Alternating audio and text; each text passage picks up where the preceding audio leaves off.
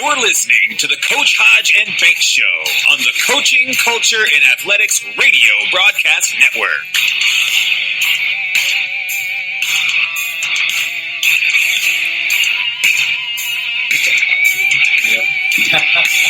Sit back and enjoy the show.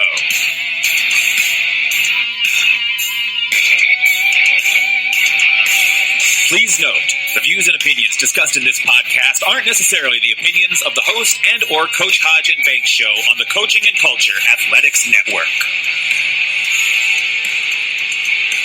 Got a nice voice. Pretty professional for us.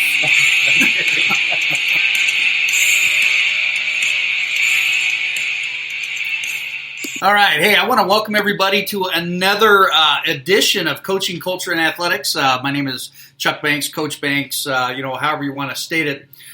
Tonight, I have a special guest in-house. In-house, okay? And, Coach Evan Swanson. And tonight we're going to talk a little bit about, kind of your background in coaching and philosophy and all that sort of stuff. Old school versus new school. Thoughts on the mad culture in athletics? That's something to touch base on. Oh, yeah. It's running rampant nowadays. And, who was your hero, stuff like that. But we'll get into that here in just a few moments. If you get a chance, be sure to share, subscribe, and follow us.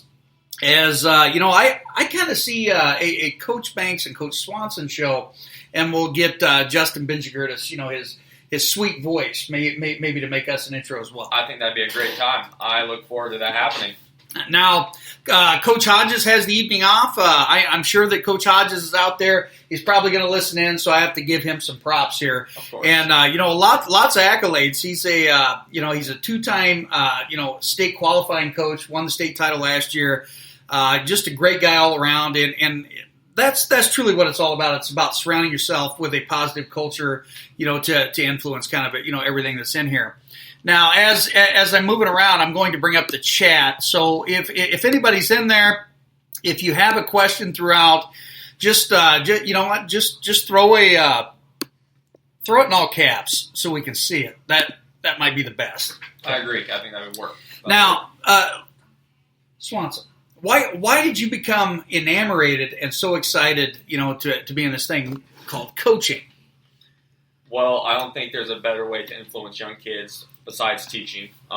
Coaching is great. It's a love of the game. It's a love for the sport. It's the lessons that you learn throughout the sport. I mean, I love basketball, and that's what I coach.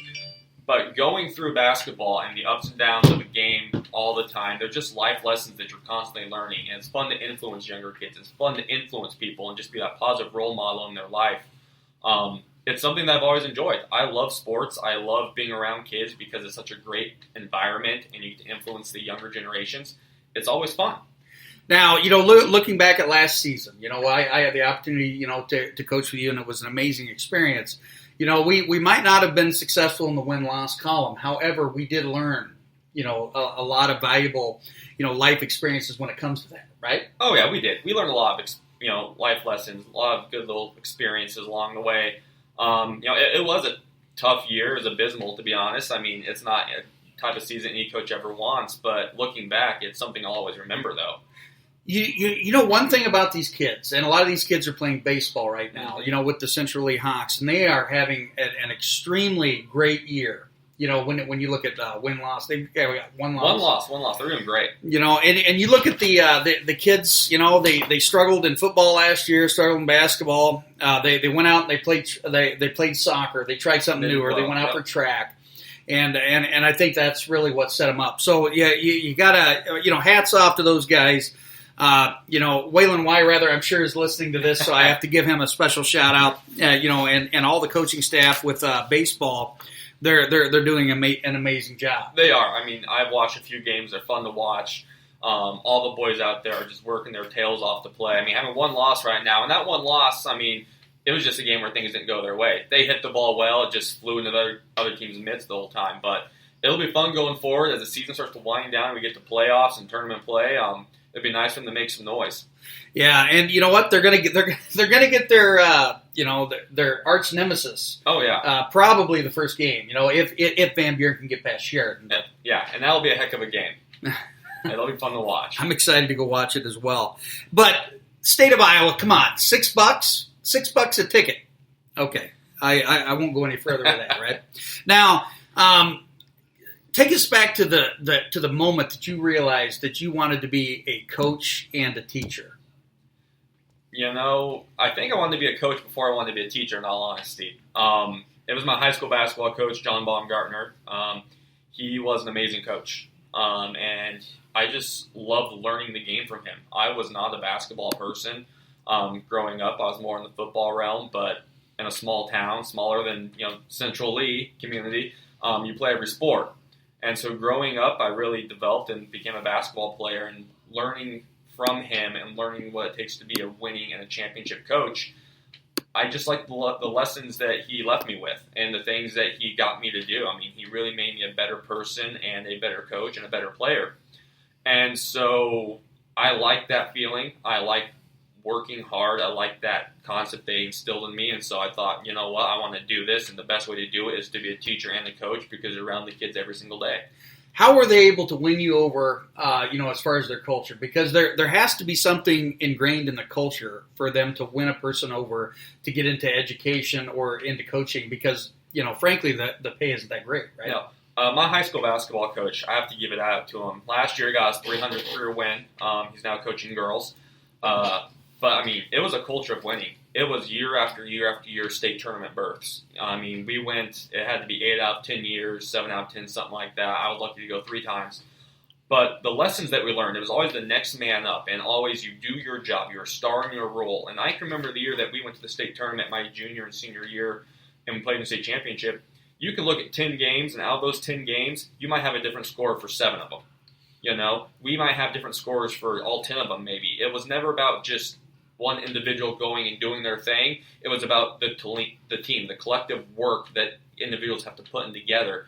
And I think that's kind of what rubbed off on me. I like that concept of people working together, because that's what our society is built on, is people collaborating and working together.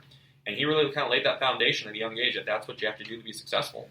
Now, and I'm sure it goes even deeper than that. How was he able to basically win you over when you're talking about kids and trust, and what I mean, feeling safe. One of the greatest things that I read this week is it's not only important for an athlete to feel safe when they're making a mistake, but it's also important that an athlete feels safe when they're achieving, and doing those things. But how was he able to build that culture and to promote that love and what I mean, an aspect when it comes to that? I'll stop stuttering here in just a few moments. I think it was the fact that he was able to make it about the team in general. There was never individual accolades. That was never something that anyone cared about. It's not something he ever pushed. It's something that he told from the beginning, like, this is a team sport. And he let us make mistakes. He let us know when we messed up, especially if we did it multiple times. He always said, you get 1 time, 2 times, I might think about pulling you. 3rd time, it's probably going to happen. But it's a teaching experience. But he knew we were kids, and that's the best part. He treated us like kids, but responsible kids. Like, we knew we wanted to have this responsibility to be a good team. We knew we wanted to do these things. We knew we wanted to go to the state tournament and win, 25, 26, 27 games a season. And so he gave us enough rope to make our own decisions, but also held it tight enough to know that if you want to do this, these are the things that you have to do. Now, did you have many parent issues, growing up? Do you remember? Oh, there were plenty of them. Small town politics, as always. I can remember my freshman year, he almost got fired mid-season because he was a loud local coach. Nothing wrong with that. I'm a loud vocal coach. You and I both are. You can't get away from that. Can't help it. A little bit, yeah. I'd say a lot of my coaching styles probably takes after him.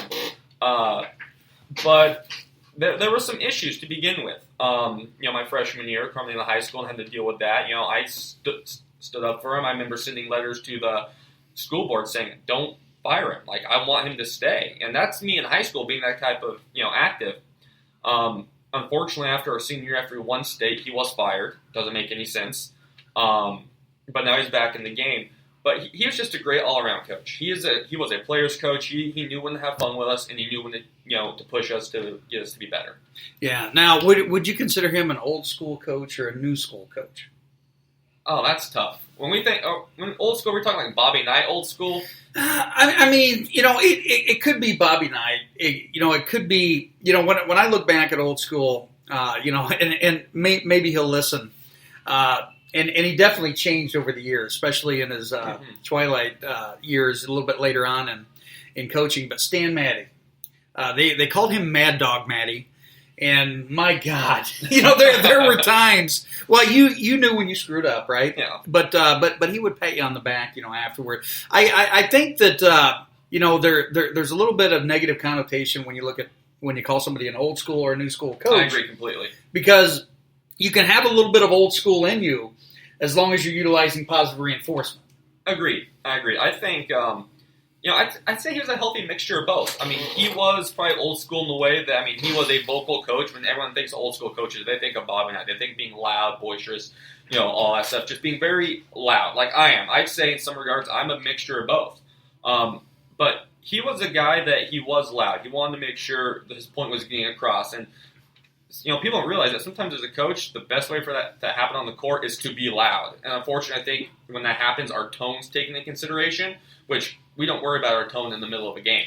Now, do you think that here's going to be another? We're going to open up a can of worms. All right, I'm just going to throw it out there. Do you think that travel ball? When a parent has paid so much money, they've all these miles on their vehicles. They spend an enormous amount of time. And, maybe pressure. I don't know. And I look back at travel ball. I look at my daughter's experience, and, it's a little mixed. But do you think that's why parents, find it hard when a coach gets on, their fellow student athlete or their kids because they have such a buy-in with this travel ball stuff? I think it's possible. I think in some scenarios it is. I was lucky enough to coach AAU for one summer with Coach Harmon, who's, the reason I am a head coach now. But parents need to know what they're signing up for. I remember watching this game, and there was this coach, and he was sitting on the bench, and I wouldn't say he was old school, I would just say he was a jerk. Yeah. He was yelling at players, "Oh, you didn't make that pass? Way to go, Mr. Selfish. Your butt's coming here on the bench." And he was saying stuff like this, and these were, 14, 15, 16-year-old kids. And if they made two mistakes, he literally helped untie a kid's shoes at the end of the bench in the first half because he was done with them. That is definitely crossing the line. That's never okay. But I think to some degree, when parents do put all this money in the travel ball, it does kind of reiterate the fact that we put all this money and our kid has to be good, and he has all these skills, And the fact is, a lot of these travel ball teams, they're not teaching kids skills. They're just putting together a group of kids so they can go play. Yeah, to win, to go play, but they're not developing skill like they're supposed to. They're not developing all these things. And so when you get to a high school coach that cares about the small details and fundamentals, and we harp on it, and we get on kids for not being able to master them or work on them that much, we get seen in a negative light because of it. Yeah, and I'll just throw this out there. I'm probably the biggest stickler when it comes to those fundamentals things, in our practice. Oh, agreed. Agreed. It's crazy. Now, here's something to keep in mind, and this is coming from me, obviously. But like, let's say you're star athlete, little Johnny, okay, and Johnny, we want you to go out for basketball too. Okay, we'll see if they listen. Okay, but let's say little Johnny, after the end of the game, he's one of the better players. He misses a free throw, and we lose the game. Okay. I personally believe that we should have our varsity kids drive home on the bus with us, so mom and dad can chill out, so that the kid can chill out, so you can have that interaction with your teammates, and also that takes away that scenario that on the way home where the parent isn't a parent, they're the coach. I agree. Too often the parent tries to play the coach. They don't try to be the parent. I've listened to other podcasts. I've done, read articles. They're not as good as this one. They're not as good. Not even close. Yeah. There are articles out there that say the most dreaded part of a kid's high school basketball season or football is riding home with parents. Yeah. They hate it because the parents are no longer parents in that situation. They're the coaches. They're not even coaches. They're just critics. Okay, they're critics of the coach. They're critical of their kid, of the other teammates. It's a very negative and toxic environment most times. Mm-hmm. And so the kids don't enjoy that. And when the kid's hearing all the negative things all the time, whether it's about the coach, about their teammates, about themselves, how does that build confidence in anything? How does it build confidence in the way the players respect the coach, the players play with their teammates, the player and their abilities? It creates a lot of problems. I want to ask, if parents are listening, how many times after a game do you tell your kid, hey, I really enjoy watching you play? I don't care that you missed the game-winning free throw, or you struck out, or you threw the interception that cost the game, but how often do you tell your kids, I really enjoyed watching you play today? Because those years come and go fairly quickly. Oh man, I look at how many times old coach dad, and most of the time I was coaching my daughter too. We'd be on the way home, and I'm like, oh my God, you were only 1 out of 4. That's 250 batting average. You know what? We have to throw all that stuff aside if we're ever going to develop real quality athletes. And I have to throw this out there because, frankly. And I know that I can speak with you in this regard. Oh, yeah. We're not just coaching athletes; we're coaching the next generation that's going to be out there battling every day, in the working world. Like kind of the Michigan baseball article, we're coaching future husbands, fathers, all these wonderful things that we really have to. That we have to make sure our kids are getting these skills, and it's the skills of not being critical, of being accepting, of handling the adversity. Mm-hmm. And granted. There are times, that a kid may act that, kid banks in the winning shot. Yeah. They get too excited. Oh, yeah. They're what we have to do is we have to build it so we win with dignity and we lose with dignity. Exactly. You carry yourself in a win the same way you carry yourself in a loss. And to me, I'm a big stickler on that. Probably sometimes overly. Yeah, maybe a little bit. Maybe a little bit. Yeah. But my high school coach always said that you win and lose the exact same. I remember losing the state championship and winning it. Our demeanor was the exact same until we shook the opponent's hands, and then after that, we celebrated or we were distraught. Absolutely. Now, the next question, is interesting because. You came to Southeast Iowa. You uprooted, and how many miles away? Or how many hours driving? It's like 17 hours. 17 hours. So you came 17 hours to create a championship level program. Yep. Okay, and you took a chance there. Yeah, it's one of those things. Oh, yeah. The good news is seeing this baseball team doing what it's doing. Hopefully, it expands into football and into basketball as well. What does it take to make a champion? That's the tough question. Every coach asks himself that. And if they don't, then they're probably not doing their job. And that's honestly should be high school level on up. High school, we have state championships. Mm-hmm. College, professional, all that stuff. I think Nick Saban said it best, is that winning is very uncommon. Winning is uncommon. If you look at the NFL, at the end of each season, there's 2 teams in the Super Bowl, there's 1 winner. Mm-hmm. That means 31 other teams are losers. In that regard. Same with hockey, baseball, basketball, whatever. There's only 1 true winner, so it's not common to be a winner. And so I don't think it comes down to coaching all the time. It comes down to the players. Do the players want to be winners? They want to be champions. And for me, and when I was growing up, it all started with me and my friends, we had a goal. Like, we wanted to make the state tournament. And then after that happened, we wanted to win the state tournament. And so what do? We put in the time, we put in the hours, we put in the work. We put in a lot of time trying to get better. But now, I'm just interrupting you here just briefly. Now, you still played multiple sports, correct? Football, basketball, and baseball. Yep. Okay. And basketball in high school ended up being my love. I'd go to football practice, but after that, I might shoot for 20 minutes. On the weekends after a game, Saturday, Sunday, as I'm kind of resting, I might shoot for 20 minutes.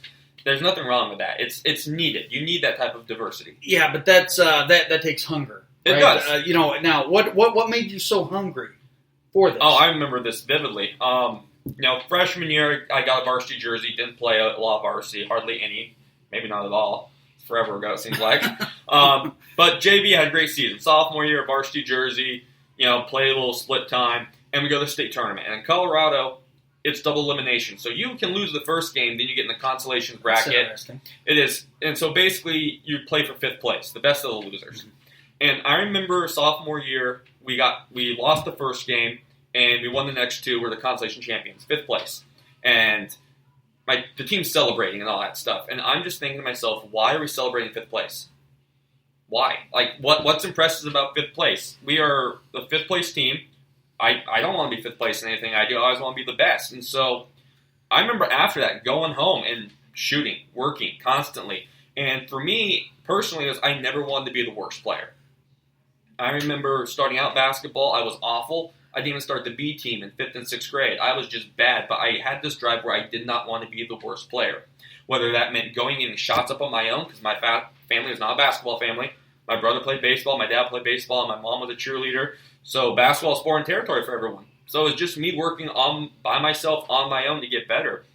It's just this drive that some people have and some people don't, I'm coming to realize. I always thought that when you play a sport, you want to win as badly as possible, and you do whatever it takes. But the more I've been around it, that's actually a very rare trait.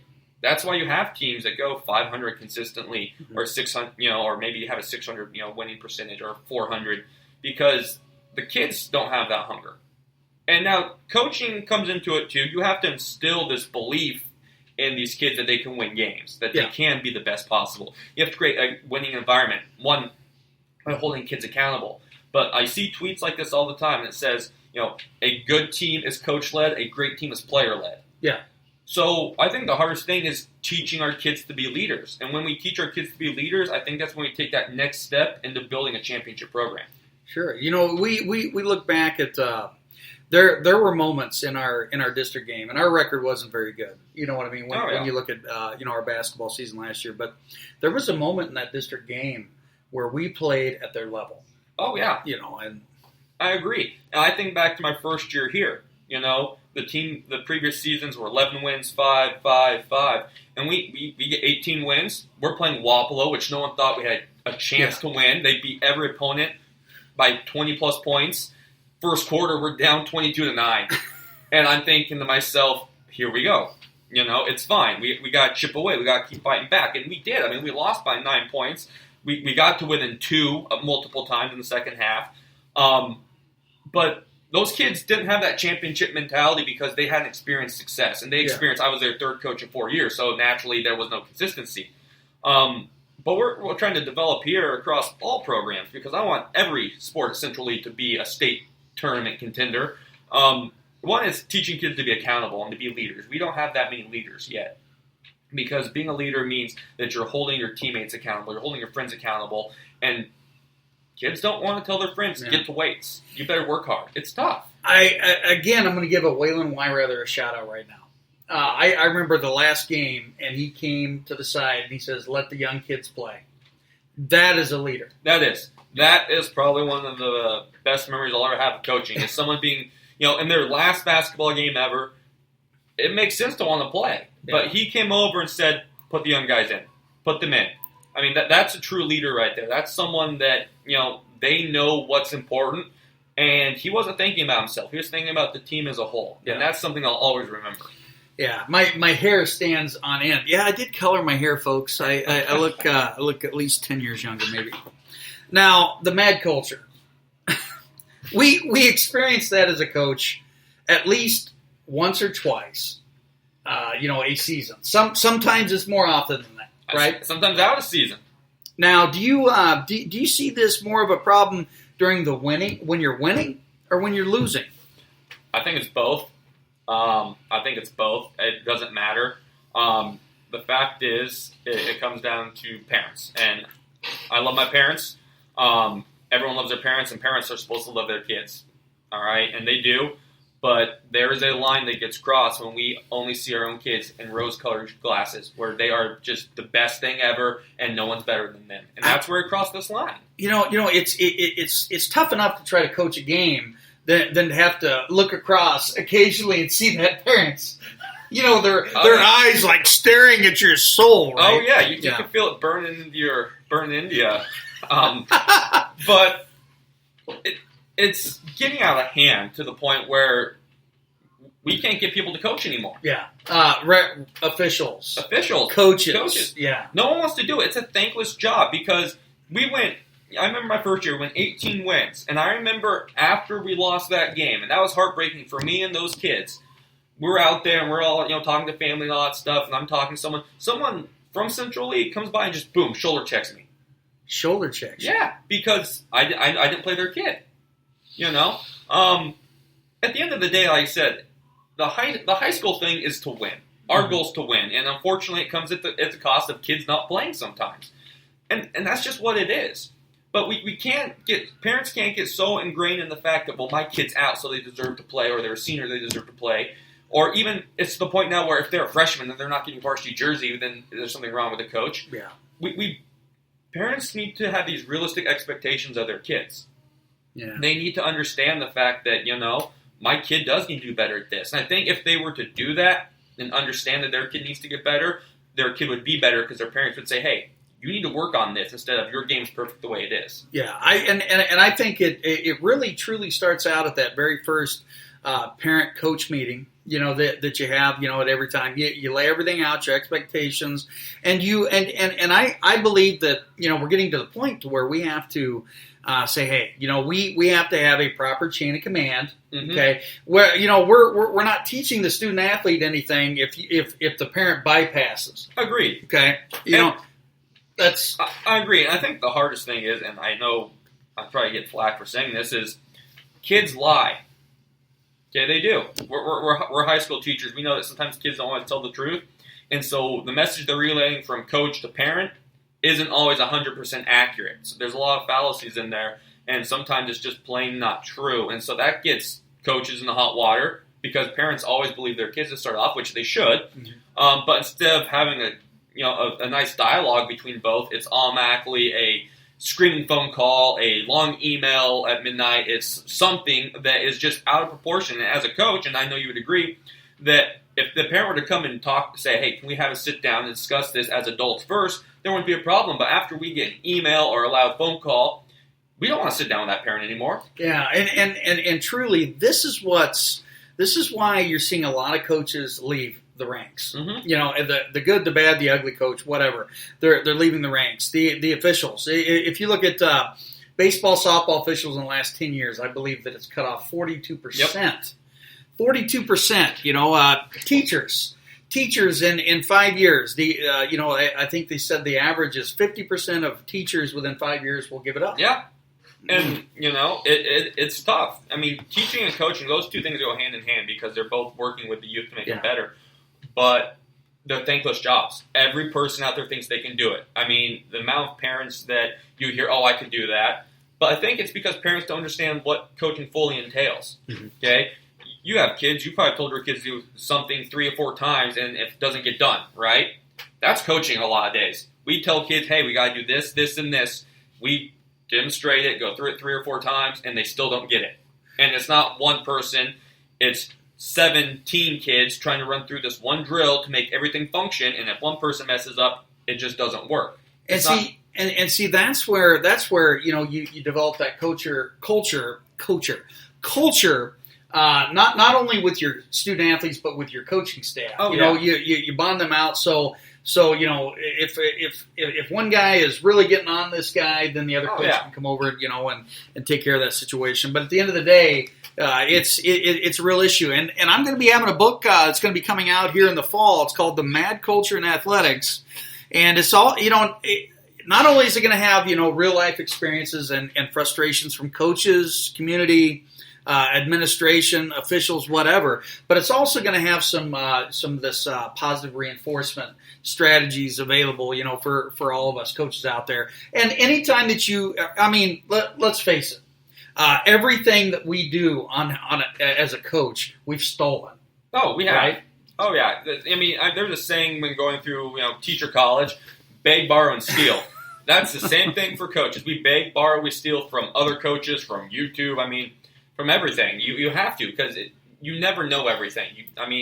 If I as a coach feel like I know everything, we're not going to win any games. It's not going to happen. I'm going to go ding, ding, ding. Evan, you don't know everything. Okay. Yeah, that's true. It's one of those things. But, something that I would like to maybe touch base on, maybe in a future show is playing time and kind of that evaluation, mm-hmm. and what it takes to be a varsity high school athlete. Oh yeah, I think that'd be interesting. I think that'd be good. I think that's something that I don't think parents fully understand. I think they get caught up anymore like, well, they were really good in like 12 and under ball and then junior high ball, and so I don't get it's just transferable skill. They're playing the same competition. No, they're not. Competition changes every year. The little kid that used to play in 7th grade that was 4'2" is now 6'4". His game's evolved, and it's just evolving with the time. I think that'd be a great episode. Let's see, Brian Wells. He was a state championship pitcher with Central Lee, and he remembers being the freshman and the sophomore and getting pounded. Oh yeah. Playing because they were playing older athletes, but they played good competition, and then by the time they got to be seniors, they won a state title. So that stuff happens. It does. Let's see, who was your hero growing up? Oh, that's tough. That's a tough question. You're putting me on the spot here. Yeah, do you mean to tell you mine? Yeah, go first. First. Now, a lot of people will say, "Oh my God, I can't believe that guy would be a hero." It's Pete Rose, Charlie Hustle, and the reason being is that guy played so hard, 100 mile an hour all the time, sliding head first. He was the first out of the dugout. If there was a skirmish, and he's the all-time hits leader. So yeah, growing up in my younger years, 5th, 6th, 7th, 8th grade. My favorite position of football was kicker. I thought that'd be the best job in the world, be an NFL kicker. You go, you kick the ball a couple times a game, and I could see you on a Mike Ditka program, and you get paid a little bit. So I loved Jason Elam growing up. He was one of my favorites. If I had to pick someone I looked up to, I might have to say my brother a little bit. Like, he wasn't a basketball player. He was awful at basketball. Tyler, if you ever listen to this, you are awful. He didn't play in high school. He played 2 years and then decided, whatever. But I remember coming home from junior high track meet, and we went to stop and watch him play because he was 3 years older than me. And I remember watching him play, and he was a lefty, and he threw, probably low 70s, mid 80s, whatever. Mm-hmm. But just how dominant he was, and he worked hard at it. I hated playing catch with him because I'm not a fan of baseball. I played it, but whatever. Were you the second baseman? No. Okay. All over the place. It doesn't even matter. I always had to be a catcher for him, and he's a lefty. He's got that natural left-handed tail, and then he'd throw a curveball to me, and he would never tell me when I hit my shins too many times. But I remember watching him one game, and he was dominating. I think he had 13 strikeouts. They dominated the game. I remember riding home with my mom. He rode the bus. I'm like, I just really love watching my brother play because he does such a good job. It's so fun to watch him up there, especially in, he's a pitcher. Like, it's literally him versus everyone else when you're up on that mound, And just seeing, his composure and how he did everything, because it was such everything that was very fluid, and it was very calm and collected. In his mind, it might have not been, but on the surface, everything was very calm and collected. So I just enjoy watching him play, and I think that's one of the reasons that, I love sports, is because, he always encouraged me to go play sports with him, but also someone I looked up to because of how he always handled himself. Passion. Oh, yeah. It's one of those. Yeah. Now, when we look at a lot of our student athletes, heroes. Oh, yeah. So, you watch the guys, I just watched the Cubs, play today and lose, by the way. The Red, he slams his helmet down on the ground. What is that teaching? Okay, and I'm going to throw that out there, Puig. Okay, Puig. Hashtag the Puig on Twitter. It's just not very classy. No, I think we see that in all sports anymore. It's very juvenile. Like, I see one side of it, they're adults and they get to play this game. Lucky for them. They get to play a game, no matter football, baseball, basketball, earn more money than I could ever dream of making by playing a sport. And it's supposed to be fun, right? I get that. Yes, there's some trash talking. That's fine. But I don't think they understand how big of role models they are to younger kids and how we see that. And I think that's why we see kids acting the way they do today. There was a video last week of some kid, he didn't like to call the ump made, so he walked back to the guy, turned around, flipped him off with both fingers, and kept walking. He was and this kid's 9 years old. 10 years old. So, professional athletes, they have the best job in the world getting to play a sport. But they're starting to become horrible being role models. Now, there are great ones. J.J. Watt, great role model. Great guy. Mariano Rivera, Derek Jeter, great guys, But anymore, all the bad things are getting, put on media, social media, TV, all that stuff, and kids see that and if that happens to me, I'm going to act that way because they think it's cool or funny for their friends. Yeah. And it's something that's got to change. Now, coaches, when they melt down. Yep. Right? And it happens to all of us, believe it or not. It does. Okay, because we are all human. Oh yeah. I look back at some memorable coaching situations, and I won't bring up their names, but there was one evening I saw, mad, got thrown out of the game, went out, took first base, threw it in the back of their truck, and left. I mean, yeah. If you want to see some good ones, minor league baseball managers have the best meltdowns. Yeah, they really do. Oh man, you have to keep your composure. You do, and it's tough sometimes because you spend days and hours scouting, preparing, putting these things in, and then your kid doesn't run right the first time. Like, okay, maybe the next time. Oh, I don't remember that, and it's literally something you spend an hour doing, and then they do it again, and they make a silly mistake. I mean, the fact is, coaches are competitive. Like, especially at the high school level, we're not in here just for let's all go and have a good time, and if you play and lose, that's fine. Like, we want to win, and so when people make mistakes that we've told them you can't make, or we teach them how not to make them, and they continually do it, and they're not learning from it, that's when we get frustrated. And unfortunately, sometimes it boils over to maybe breaking a clipboard or yelling or whatever the case may be. But I think the most important thing is building relationships with the players so they know that, yes, like, coach still cares about me at the end of it. Yeah. And when we talk about the relationships with them, I think the hardest thing is to build relationships with kids if they don't always give their full effort, or they don't try to build one with the coach either. And, it takes one bad apple to destroy the apple cart. It does. It really does.